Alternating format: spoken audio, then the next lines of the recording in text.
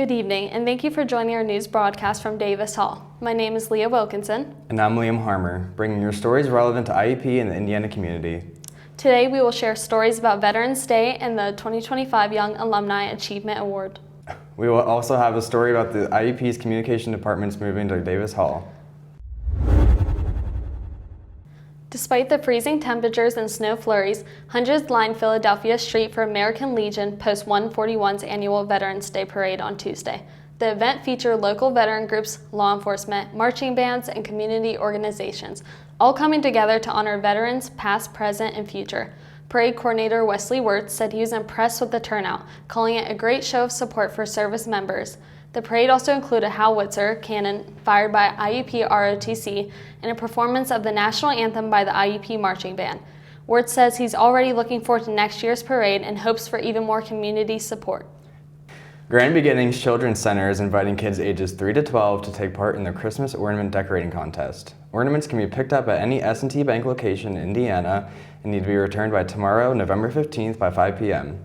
Awards will be given in 3 categories, with winners receiving Moolah Moolah Bucks, sponsored by S&T Bank and Grand Beginnings Children's Center. All decorated ornaments will be displayed in S&T Bank windows throughout the holiday season, and winners will also be invited to ride on a float in the It's a Wonderful Life parade to show off their winning creations.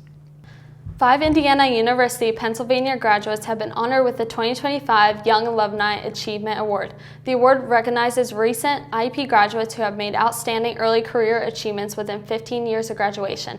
Recipients returned to campus earlier this month for an award ceremony and to speak with current students about their professional journeys. This year's honorees include Ray Edwards, Director of Retail Media Data Engineering at the Home Depot, Dr. Brian McClure, CEO of School Psych AI, Dr. Luke Piper, psychiatrist with UPMC, Dr. Angelica Tariqa, Director of Psychology at Elmhurst Hospital in New York, and Sakira Walton, Senior Policy Advisor in Philadelphia. In honor of IUP's 115th anniversary, past award recipients also returned to campus to celebrate this year's ceremony.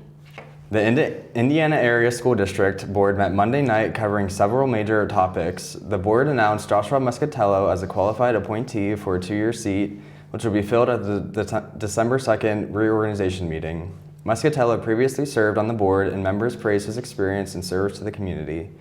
The board also approved a purchase agreement to sell the closed Horace Mann School, including to Pivotal GP Holding LLC for $470,000.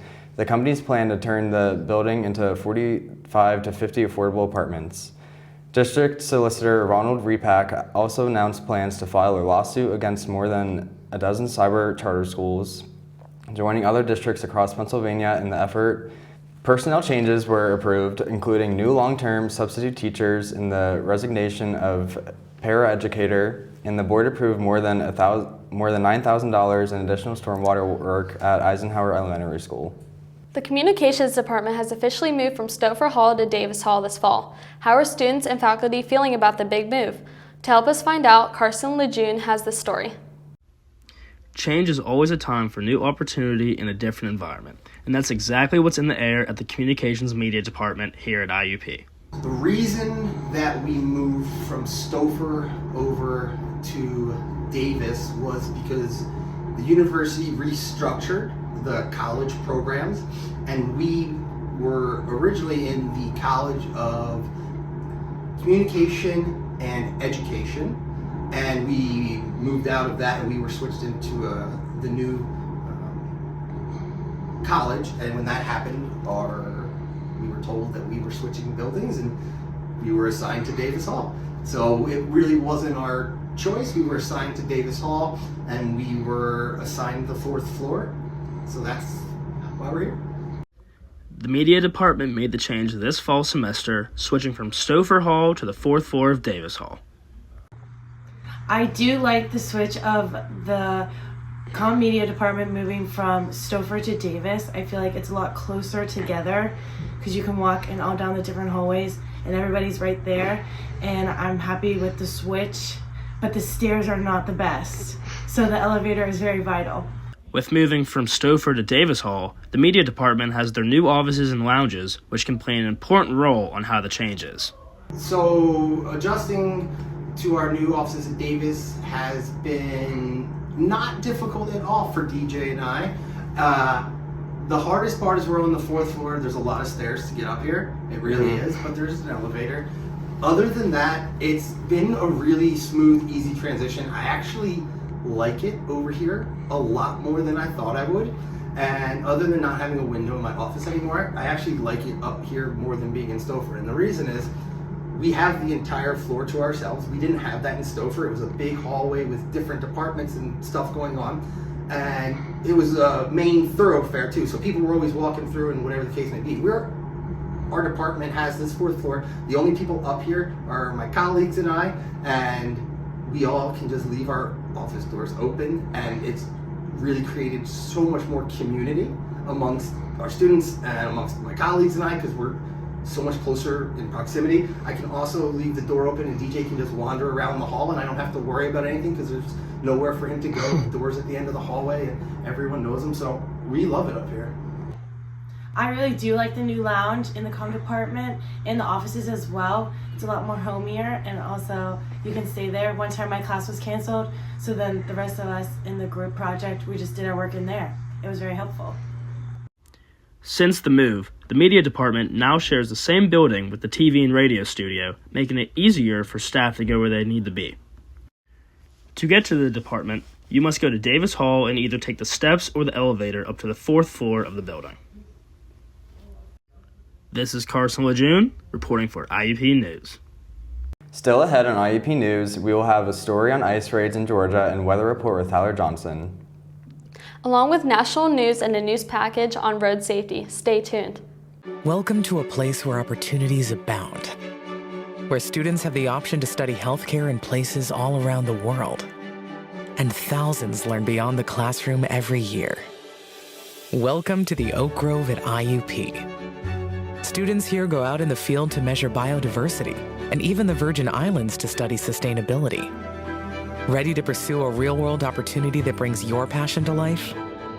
Get in the Grove at IUP. We're back with IUP News. Tyler Johnson has our weekend weather report. What's the weather looking like, Tyler? Good evening, Indiana. Here is your weekend weather forecast. Tonight it has a low of 32 degrees, partly cloudy skies, and some light winds. Saturday's going to be the warmest day of the weekend, with a high of roughly 59 degrees, and it'll be majority overcast skies. The sun might try to poke through, but don't expect a lot of it. And there's a 50% chance of rain come afternoon and late evening. Winds are going to be out of the south-southwest at 10 miles per hour. And Saturday night, we're going to have a low of 46 degrees. The winds are going to shift out of the west-southwest, now upwards of 15 miles an hour. And expect rain with a 90% chance, and about a half an inch of rain is expected. To end off the weekend, on Sunday, we will see the showers from Saturday night roll over into the morning, turning into partly cloudy skies as the afternoon goes on. The temps are going to drop a bit as the high is only 48 degrees, and there is a 50% chance of rain. The winds on Sunday are going to be high. They're going to be out of the west-northwest, upwards of 25 miles an hour. However, expect higher wind gusts. And to close off the weekend, Sunday night, mostly cloudy skies to start, turning into partly cloudy later on. The low is going to be roughly 31 degrees, and winds out of the west at 15 miles per hour. Looking ahead, there's no days of a chance of snow laying. However, expect some morning flurries on this Wednesday, November 19th. That's going to do it for your weekend weather. I'm Tyler Johnson. Back to the news desk. Thank you, Tyler. Now it's time for national news. The Supreme Court has extended Justice Ketanji Brown Jackson's stay on a lower court order requiring the Trump administration to immediately pay full SNAP benefits for November. The decision maintains the status quo as Congress moves closer to ending the government shutdown and fully funding SNAP through the fiscal year. The court did not explain its ruling, and Justice Jackson was the sole dissenting vote. She had argued that the administration should immediately release the full benefits. This comes after U.S. District Judge Indira Talwani blocked the administration from enforcing a memo that would have required states to undo full benefit payments.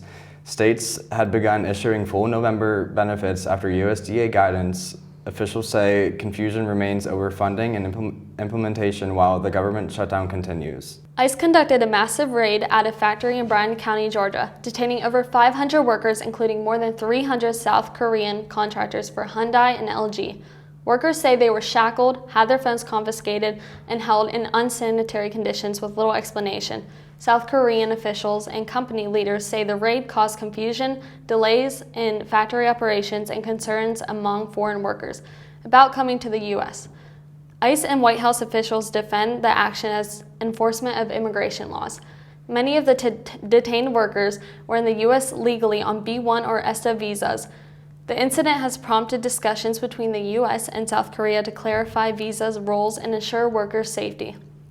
Some workers are now preparing to sue ICE, alleging unlawful arrest and mistreatment, with one detainee saying he doesn't think he'll ever return to the U.S. for work or travel. Federal health officials say 2 more infants have been hospitalized as part of a multi-state botulism outbreak. So far, 15 infants across 12 states have suspected or confirmed cases, all hospitalized. The infants were fed By Heart and whole nutrition powdered infant formula. The company has expanded its recall nationwide and urges parents to discard any product and seek medical care if symptoms like poor feeding, muscle weakness, or drooping eyelids appear. FDA and CDC are continuing their investigation to ensure infant safety and determine the source of the outbreak. Former NFL star Antonio Brown returned to Miami Friday to face an attempted murder charge stemming from a May shooting. His lawyer filed a not guilty plea on his behalf. According to authorities, he is accused of grabbing a handgun and firing 2 shots at a man he had been in a fist fight with one bullet grazing the victim's neck. His lawyer says Brown was acting in self-defense against the alleged victim's violent behavior. The second-degree attempted murder case carries up to 15 years in prison and a $10,000 fine. Brown has faced multiple legal issues, including domestic charges and failure to pay child support. Social media posts indicate Brown has been living in Dubai since the incident, claiming he was defending himself against multiple assailants. As students are about to hit the road for the holidays, police are reminding everyone to drive safely with increased traffic and winter weather. It's important to stay alert behind the wheel. Alexis Smith has more on how to stay safe this season. Across western Pennsylvania, road safety is becoming a growing concern. From busy streets in Pittsburgh to local intersections here in Indiana, recent accidents have raised questions about what can be done. In the last several months, 2 separate crashes along Philadelphia Street have turned deadly, including one just 3 weeks ago where police say 2 people were hit by an Indigo bus just crossing the road. Police say they're working with PennDOT to review intersections and traffic flow through the borough, hoping to find long-term solutions to make streets safe for both drivers and pedestrians.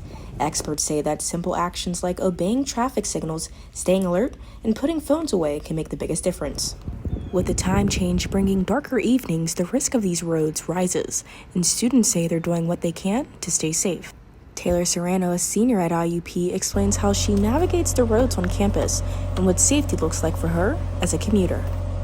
As a student who lives off campus and I'm constantly walking and driving between my classes and soccer, I constantly have to be aware of my surroundings, especially now that it's getting darker earlier. With soccer, we get back so late at night sometimes, especially on the weekends, that when I get back, there's still a lot of people out on the weekends, like walking to and from the bar, to and from the frats.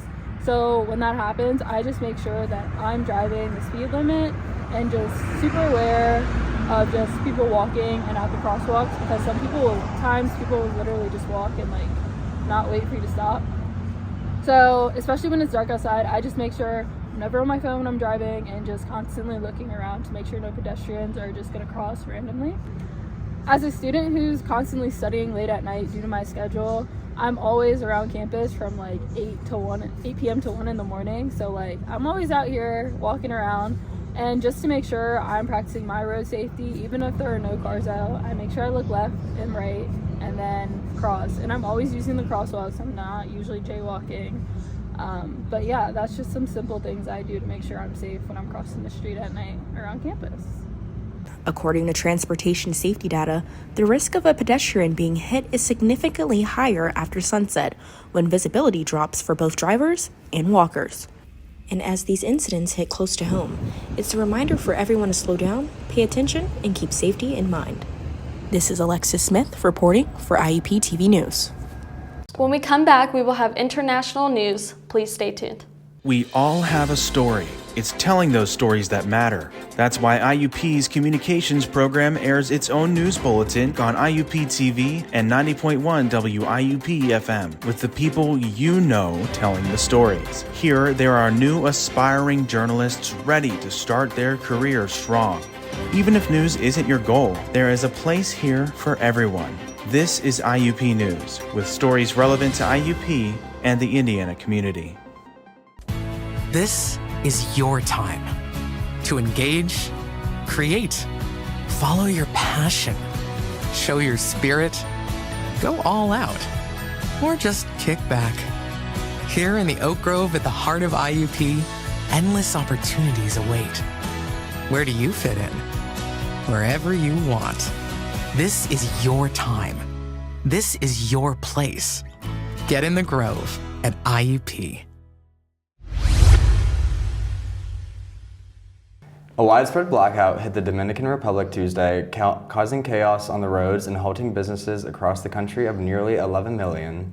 Authorities cited a failure in the electrical grid with shutdowns at the San Pedro de Macorís and Cosqueya power plants, sparking additional failures throughout the system.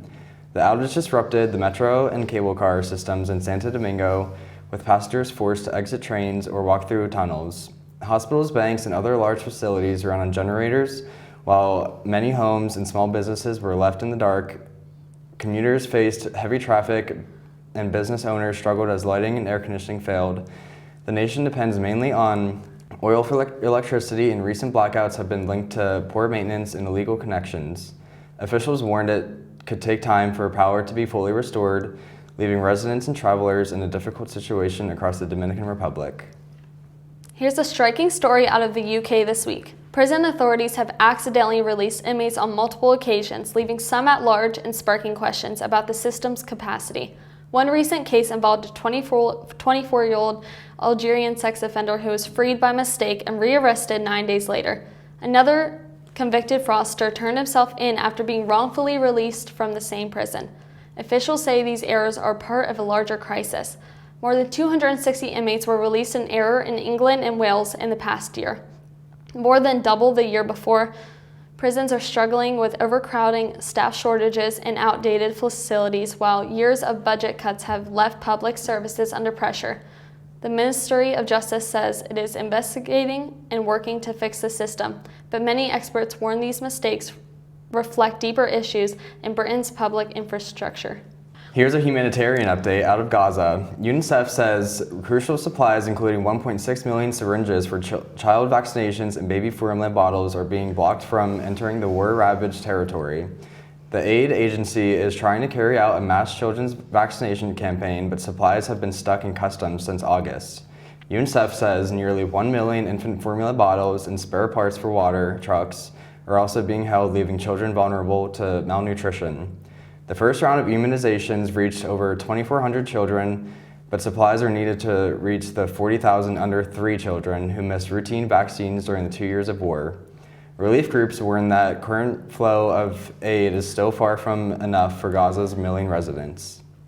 Education is taking a global turn at IUP as international teachers share their culture and teaching styles with students, from new classroom perspectives to cross-cultural connections. Quinlan Murroy has more on how these educators are making an impact.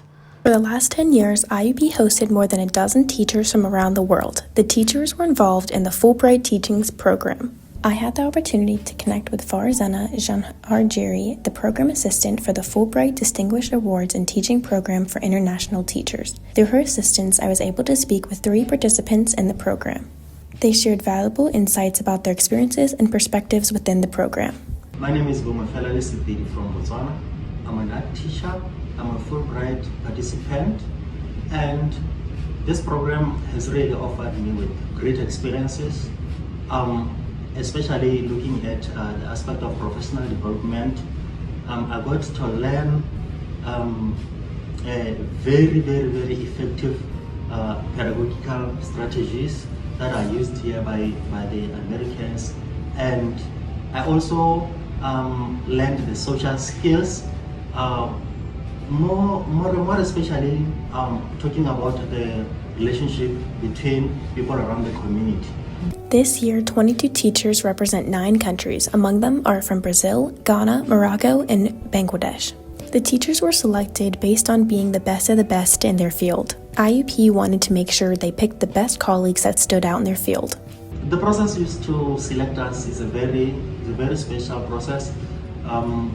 Firstly, I think they look at the capabilities, they look at the potential, and they look at our track record, how we have been performing in our countries.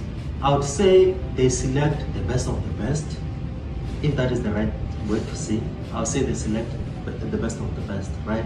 So they select the best of the best basing on the fact that you have to be an outstanding performer in your country, and you have to show the aspect of leadership. So I really think that we are the best of the best. While they were here in IUP, the teachers had a chance to learn about practices in teaching as well as learned how to live here in America and how practices may change when coming to a new place, and share their cultures to students in the community of IUP. Hi, my name is Nurul Fitriana and I'm from Indonesia. So my overall impression of this program is that this program is really comprehensive, if I could say. Like, we get lots of experiences from many activities, like outside, from the community of US citizens and Indiana community in Indiana especially, and also from our member of cohorts. Like we're coming from like 13 different countries, so not only like we learn from US citizens and students and teachers, but we also learn from each other from the countries. The teachers participated in different events from cultural presentation to Unity Day to serving food and cultural performances with the hope to create understanding on education not only to IUP students but also community members. Hello, good afternoon. I'm Salsabil from Bangladesh. I'm lecturer in English. So skills, actually throughout the program, I myself find myself a very skillful person after the program because I have learned many things. Because in our country, for example, I have told that I'm a lecturer in English. So in our country, our education is basically mostly practiced in lecture based and knowledge based. But here I have found that the education is totally dependent on collaboration. The word peer teaching and peer learning, peer teaching and peer learning is practiced totally here. And another thing is that how I learned many things, how to engage students. Having been in Indiana for 3 months since early January, the teachers described how this experience helped them to understand the American culture. After this program, I have confidence that I can be a very good teacher in my country. That is my experience, that as I have learned how to teach, how to make students read the passage. This has truly been an amazing opportunity to speak with people from all over the world. This has been Quinlan Maury reporting for IUP News. Still ahead on IUP News, we'll have a sports report with Jaden Streisning. And we will finish off with entertainment news. We'll be back soon, so don't go anywhere. We're all searching for opportunity, a challenge. Here, asking what if, what's possible, is the mindset. Welcome to the Oak Grove at IUP, where big-time research opportunities are for the many, not just the few. And world-renowned professors ignite ambitions. Search here, and there's no telling how far you'll grow. Get in the Grove at IUP. We are back with IUP News Sports Edition. Jaden Streising has the latest. What's new with sports, Jaden? Welcome back, sports fans. You're watching IUP Sports, your home for all the latest action, highlights, and scores from the Crimson Hawks. It's a busy weekend ahead with teams competing both at home and on the road. IUP football hits the road for one of the biggest matchups of the season, taking on Kutztown in a high-stakes PSAC showdown tomorrow at noon. The Hawks are coming off a huge Coal Bowl win over Cal U and look to keep their playoff hopes alive. On the court, IUP volleyball takes on Cal U tonight at 6, then heads to Seton Hill tomorrow for another tough PSAC matchup. They're looking to close out the regular season strong. Basketball season is here. The IUP men's team opens tonight at 7:30 against Concord University and faces Lincoln University tomorrow night. They return to strong core, aiming for another PSAC title run. The women's team starts their season in Virginia, facing Elizabeth City State Saturday and Virginia State on Sunday. In pro sports, the Dodgers are World Series champs again, winning back-to-back titles after a 5-4 Game 7 victory over the Blue Jays. In the NBA, big matchups continue as the season heats up and the NHL takes the Penguins to Sweden for the Global Series against the Predators. That's your IUP Sports Report. I'm Jaden Streising. Now back to the news desk. Thank you, Jaden. Now it's time for our final stories of the day on recent entertainment. Here's a treat for Wicked fans. For the theatrical release of Wicked for Good, iconic 1939 Wizard of Oz memorabilia is up for auction. Highlighting the sale is the Wicked Witch's black hat, worn by Margaret Hamilton, 14-inch high wool hat with 19.5-inch brim and 22-inch chin strap. Costume designer Adrian Greenberg made it after the original hat wasn't scary enough. When Dorothy puts on the ruby slippers, she becomes Dorothy of Oz. When the witch puts on the hat, she becomes the Wicked Witch. Joe Madalena said other items include a signed Wizard of Oz book with Toto's paw prints, 2 pairs of ruby slippers, and a Frank Baum letter and Judy Garland blouse auctioned December 9th and 10th online in Dallas. AI R&B controversy: Baby Tate, Mooney Long, and K. Michelle criticized Zania Monet. Talisha Nikki Jones, creator of AI-driven R&B persona Zania Monet, faces backlash from real artists who say her project crosses creative and ethical lines. Jones calls Xania an extension of herself. She uses an AI app called Suno to generate vocals, visuals, and songs. Stars including Baby Tate, Mooney Long, K. Michelle, Kalani, and SZA have criticized the work. Baby Tate slammed the process on Instagram. She said Monet's songs are just typing in a prompt and devalue human creativity. Mooney Long said it wouldn't be allowed in country or pop. K. Michelle hinted at legal action over use of her vocal tones. Jones defended her work on CBS Mornings. She called AI a tool that still requires vision and effort. Critics argue the project blurs the lines between innovation and imitation. Predator: Badlands tops box office with $40 million debut. The film also made $40 million overseas. It's the most expensive Predator movie at $105 million. Critics gave it 85% in Rotten Tomatoes. Audiences gave it an A- cinema score. Other new releases struggled. Amazon's MGM Sarah's Oil made $4.5 million with an A+ cinema score. Sony's Nuremberg opened with $4.1 million. Die My Love and Christie made $2.8 million and $1.3 million. Disney continues strong with $4 billion worldwide this year. Zootopia 2 and Avatar: Fire and Ash could push totals past $5 billion. That's going to do it for us today at IUP TV News in association with IUP News and students looking for careers in the communications field. My name is Leah Wilkinson. And I'm Liam Harmer. Be sure to follow our Instagram page and IUP News and our YouTube channel IUP News 4207. Please take care and have a safe weekend.